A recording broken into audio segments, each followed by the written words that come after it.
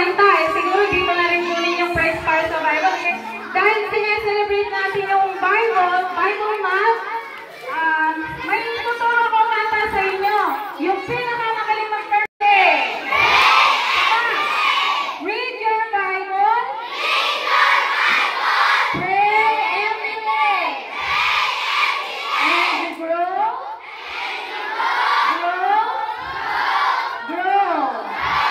Ito yung tono niya.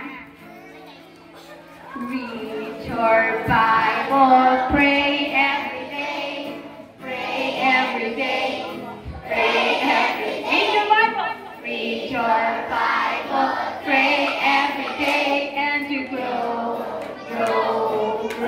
and you grow, and you grow, Saba, and you grow. Read your Bible.